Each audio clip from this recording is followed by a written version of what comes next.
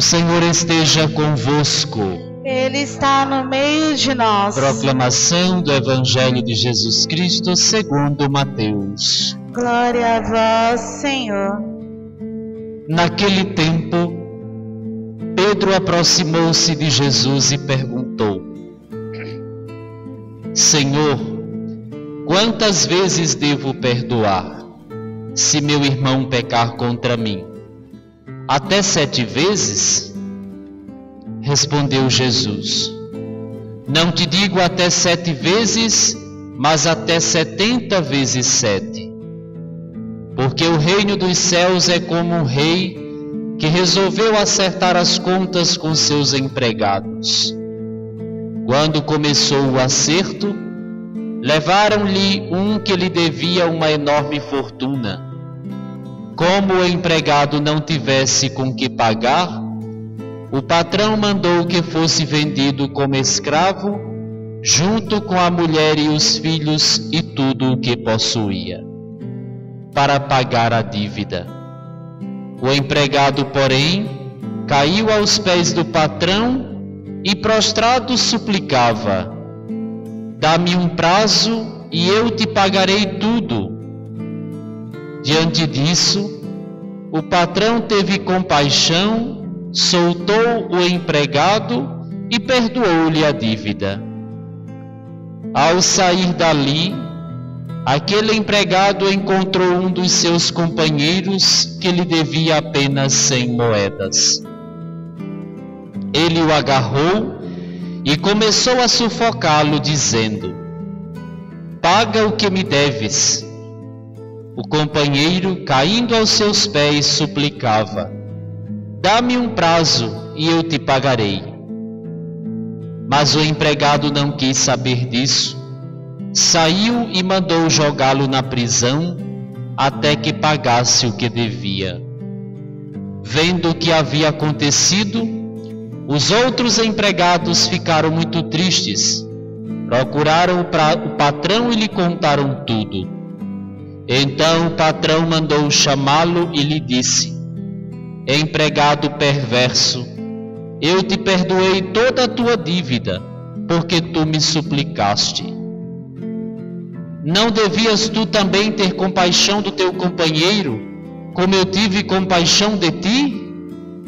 O patrão indignou-se e mandou entregar aquele empregado aos torturadores até que pagasse toda a sua dívida.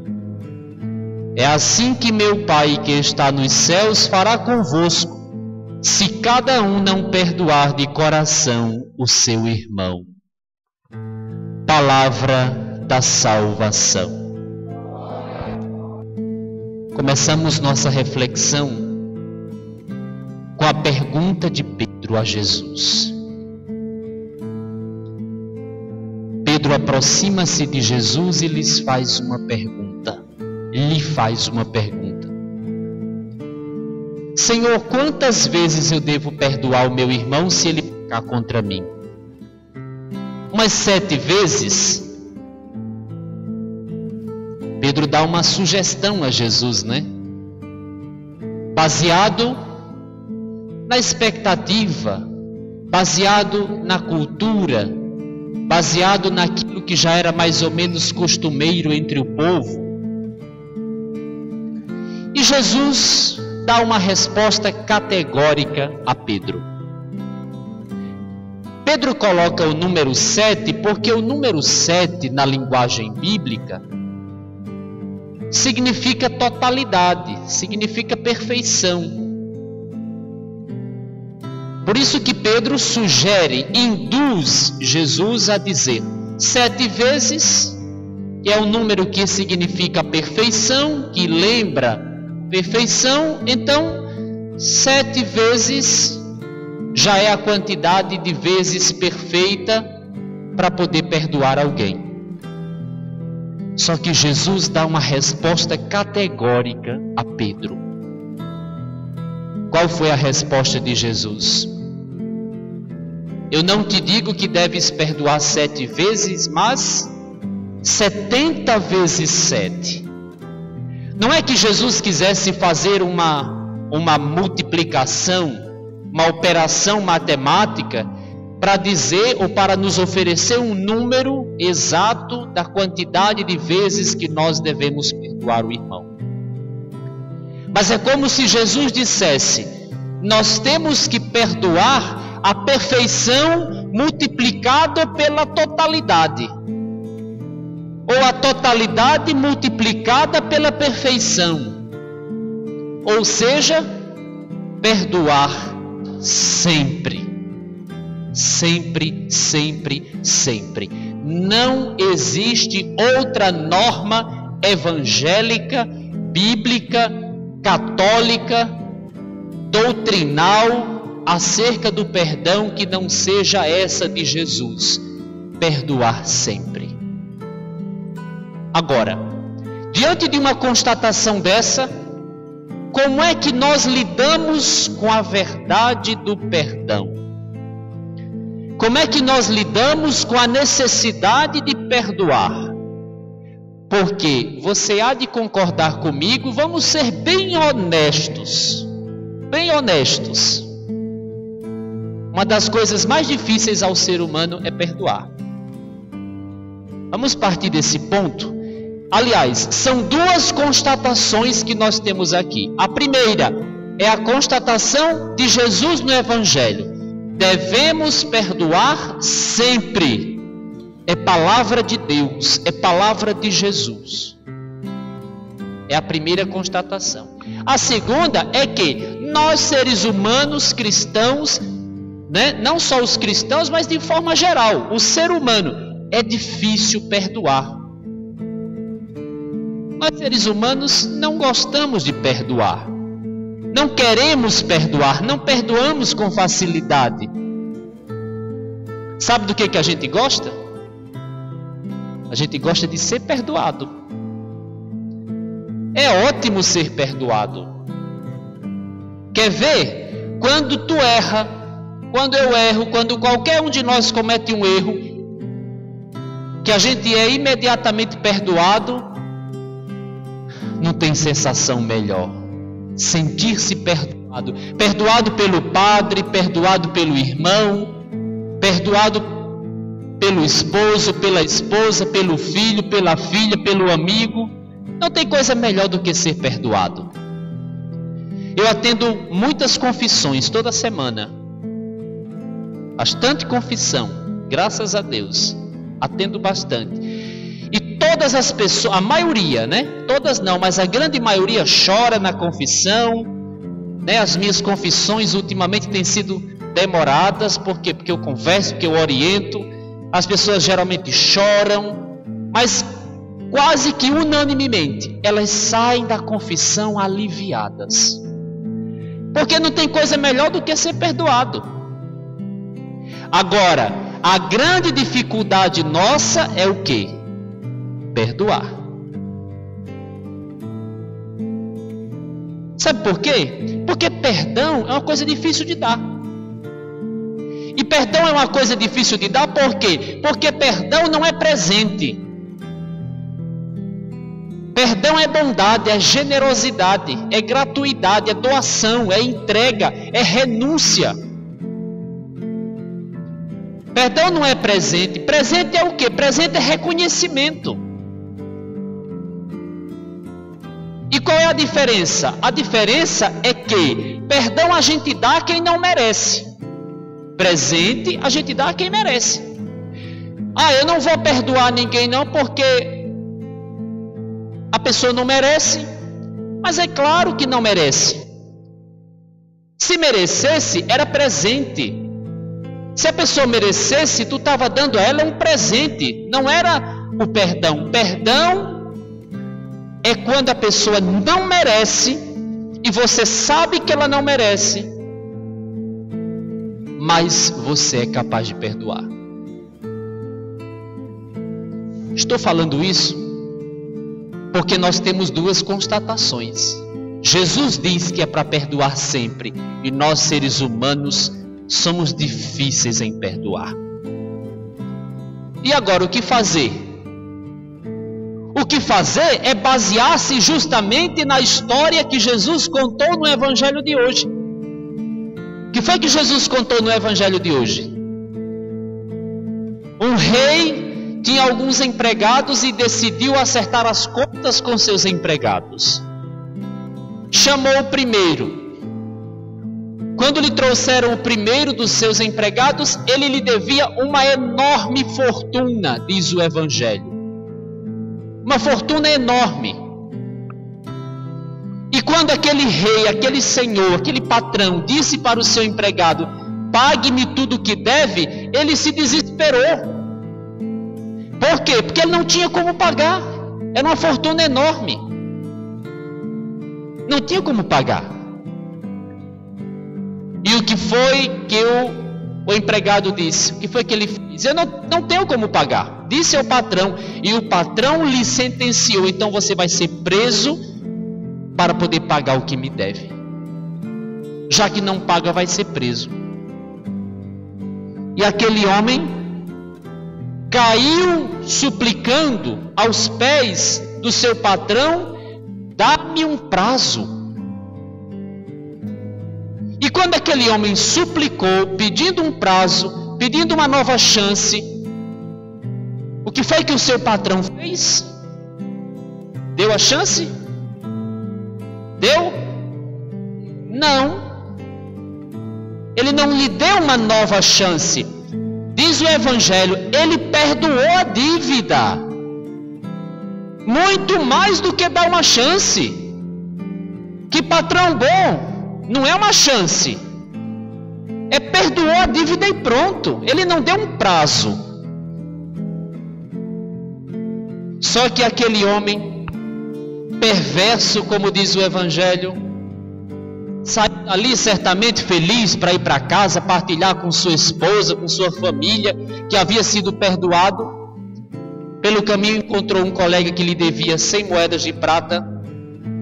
E quando viu esse colega, diz o evangelho, que ele agarrou o colega e começou a sufocá-lo, dizendo: me pague as 100 moedas de prata que você me deve. E o homem fez a mesma coisa, pediu um prazo, pediu uma chance, suplicou e ele não deu. E o homem foi preso com a sua família para poder pagar o que devia. Mas os outros companheiros, quando viram isso, denunciaram-no ao seu patrão, e o patrão fez o quê? Mesmo tendo perdoado a dívida, colocou o homem na cadeia com a sua família para que pagasse o que devia. E chama o evangelho este homem de homem perverso. Você foi perdoado e não foi capaz de perdoar. Você recebeu o perdão do seu patrão de uma dívida enorme e não foi capaz de perdoar uma dívida tão pequena de 100 moedas de prata. E Jesus termina o evangelho dizendo: é assim que meu Pai vos tratará, se não perdoardes o seu irmão de coração. Meus irmãos, esta história é a minha história, é a sua história, é a história sua, a história de cada um de nós. Você que está aqui, você que está em casa. Essa é a nossa história. E a nossa história com quem? Com Deus. A nossa história com o Pai. Sabe por quê? Porque nós contraímos uma dívida enorme com Deus. E nós não tínhamos como pagar. Esta é a grande verdade nossa. Nós contraímos com Deus uma dívida enorme. Uma dívida impossível de ser paga. Essa é a grande verdade. E em que está baseada essa dívida? Está baseada justamente na desobediência, está baseada no pecado. Porque nós pecamos, perdemos a graça de Deus, nos distanciamos da graça de Deus. A humanidade sempre fez isso durante séculos. Todo o Novo Testamento está cheio de homens e mulheres que ofereciam constantemente sacrifícios e mais sacrifícios a Deus em reparação dos seus pecados, e tudo isso era inútil, porque não saldava essa dívida nunca. A humanidade só contraía cada vez mais pecados e pecados e pecados e pecados. Quantos sacrifícios foram feitos na antiga aliança? Quantos sacrifícios foram feitos na antiga aliança, meus irmãos? Sangue de bois, de carneiros, animais oferecidos em sacrifício. Quanto sangue foi derramado na antiga aliança de homens e mulheres que ofereciam a Deus sacrifícios para reparar os seus pecados, para saldar a dívida com Deus. E isso tudo foi inútil, até que alguém pagou essa dívida. Quem foi esse alguém? Nosso Senhor Jesus Cristo. Quando abraçou a cruz, Ele nos deu uma nova chance. Quando Jesus abraçou a cruz e sobre ela derramou todo o seu sangue, esse Jesus saldou a dívida que nós tínhamos com Deus. O nosso pecado foi perdoado, a nossa salvação foi devolvida. Nós ganhamos de volta o prêmio da salvação que Deus havia nos dado no início da criação. O sangue de Jesus custou o preço da dívida que nós tínhamos com Deus. Imagine o tamanho dessa dívida. Nós fomos perdoados, eu e você, somos aquele servo perverso que foi perdoado por Deus. Tivemos a nossa dívida perdoada, o nosso pecado perdoado, a nossa salvação devolvida. Por causa disso, porque Deus nos perdoou, porque nós alcançamos o perdão máximo de Deus, é que nós somos obrigados a perdoar também. É que nós somos convidados por Deus, intimados por Deus, a oferecer de bom grado o nosso perdão de coração aos nossos irmãos. Sabe por quê? Porque Deus nos perdoou. E porque Deus me perdoou, é que eu tenho que perdoar também. Porque Deus me perdoou, é que eu tenho que perdoar o meu irmão. Isso é uma verdade do Evangelho, isso é dogma de fé. Preciso perdoar. Aí você pode dizer assim: tudo bem, Frei, mas eu não perdoo. Tem gente assim, não é? Tem gente que perdoa fácil. Tem gente que tem o coração mole, o coração bom, perdoa fácil. Não vamos generalizar. Tem pessoas que se sentem feridas, machucadas, perdoam, demoram um pouco, mas acabam perdoando. Mas tem pessoas que não perdoam nunca, viu? Tem pessoas que não perdoam nunca. Tem pessoas que se fecham e não perdoam ninguém, nada, por menor que seja. Quero dizer para você, com muita caridade, para você que está aqui, para você que está em casa, isso serve para mim mesmo. Nós até podemos nos sentir no direito de não perdoar. O problema é meu, a questão é minha, eu não vou perdoar e pronto, acabou. Tudo bem.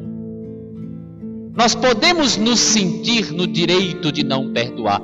Podemos usufruir, gozar do direito de não perdoar.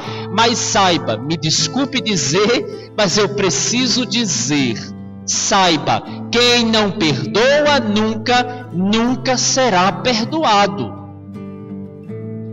Quem não é capaz de perdoar, não será perdoado por Deus.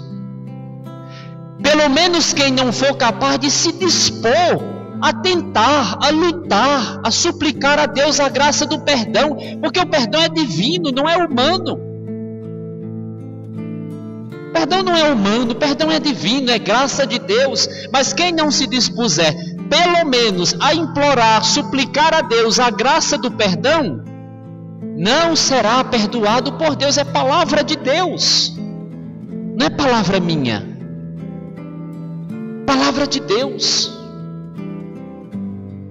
Se você não se esforçar, pelo menos se esforçar para perdoar o seu irmão de coração, não será perdoado por Deus, não será perdoado pelo Pai. E eu vou dizer ainda mais, é forte, mas eu vou dizer: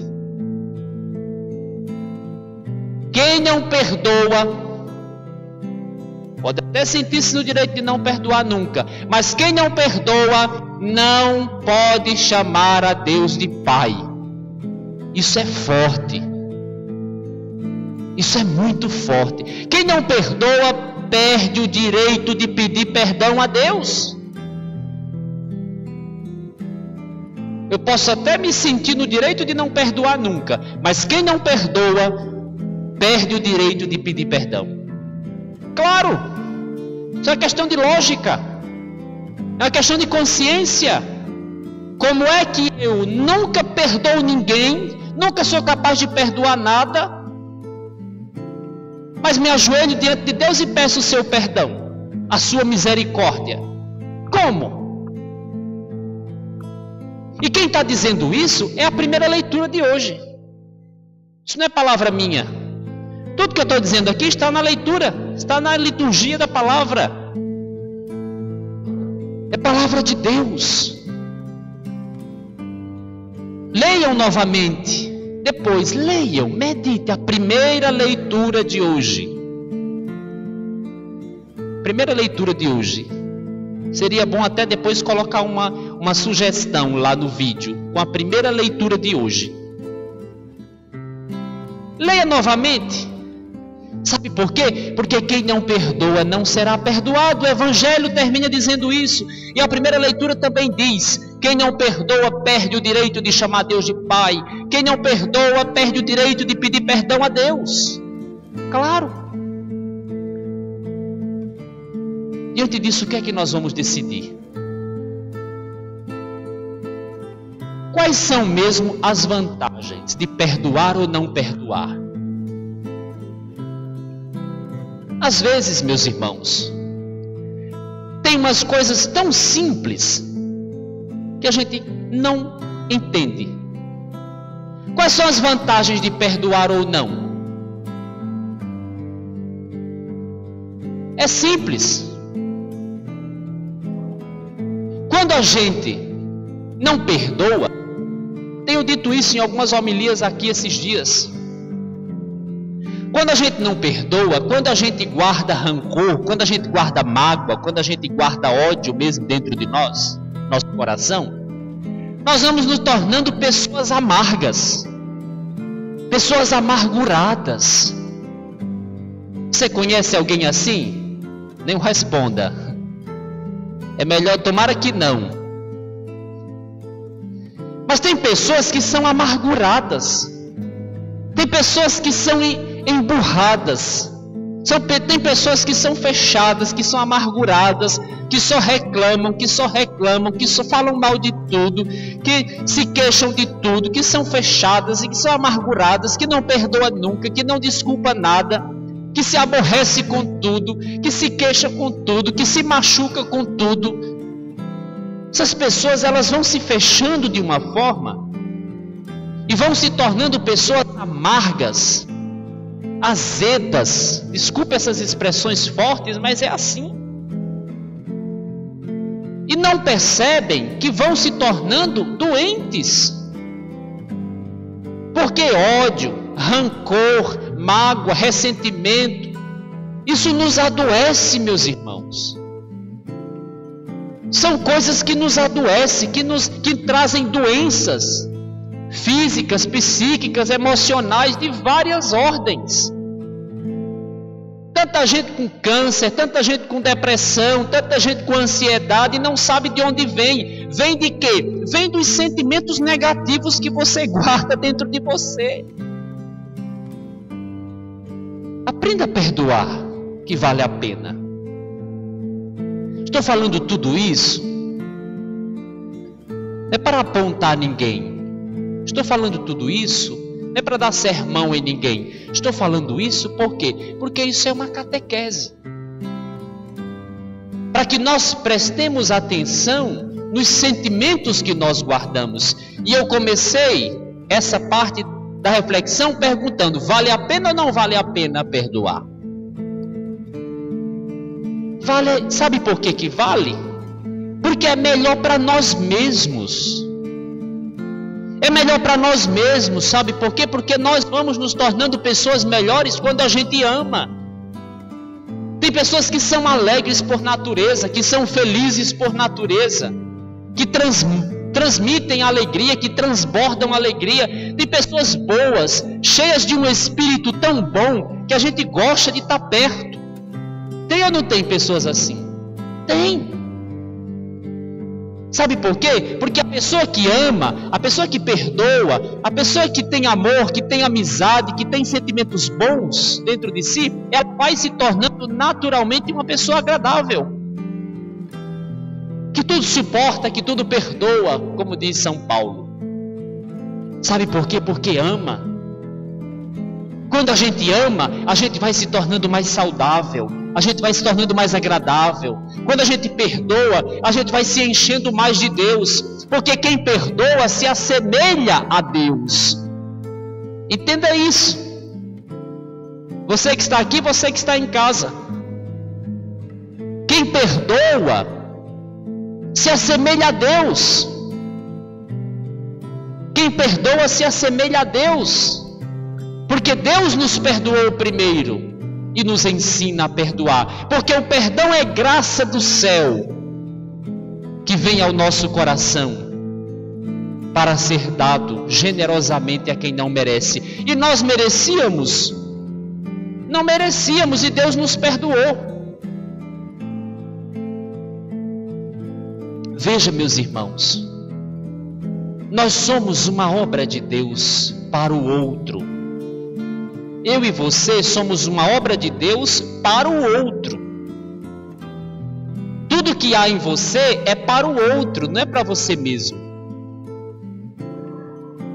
Portanto, encha-se de sentimentos bons. Não guarde ódio, não guarde rancor, não guarde mágoa, não guarde tristeza, não guarde melancolia, não guarde nada disso.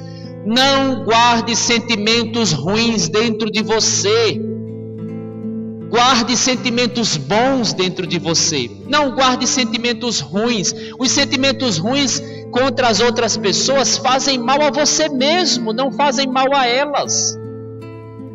Os sentimentos ruins que você guarda dentro de você lhe causa dor emocional, física, psíquica, lhe destrói, lhe cansa, consome suas energias e no final vira doença que lhe mata. É verdade. Me permita dizer ainda mais. Desculpe se eu estou sendo muito forte. Me permita dizer ainda mais. Você não é um recipiente de lixo, uma lata de lixo para guardar lixo, meus irmãos. Sentimento ruim, negativo é lixo. Não guarde lixo dentro de você. O lixo, ele faz o quê? O que é que acontece com o lixo? Ele vai apodrecendo, ele vai embolorando, né? E ele vai apodrecendo tudo que está em volta. Sentimento ruim é como um fruto podre. Além de apodrecer, apodrece tudo que está ao redor. Nós não somos lata de lixo para guardar sentimento ruim. Jogue fora. Faça essa experiência. Perdoe, porque isso lhe faz bem. Perdoe porque isso lhe cura. Quantos prejuízos a gente tem porque a gente não perdoa? Às vezes coisas pequenas. Às vezes coisas tão minúsculas, tão pequenas. Tão pequenas. O marido e a esposa e o marido às vezes ficam brigados. perdem a oportunidade de ser felizes, às vezes brigados por uma coisa minúscula, por uma coisa insignificante. Irmãos, os filhos às vezes brigados com o pai com raiva do filho, o filho com raiva do pai. Amigos com raiva uns dos outros, às vezes por causas tão minúsculas, tão pequenas, tão insignificantes. Não vale a pena. Aprenda a perdoar, aprenda a recomeçar. Vale a pena, meus irmãos, vale a pena. Agora, quando nós armazenamos dentro de nós sentimentos bons, de amor, de caridade, de perdão, de reconciliação, de ternura, de carinho, de compaixão, como diz o Salmo que é Deus,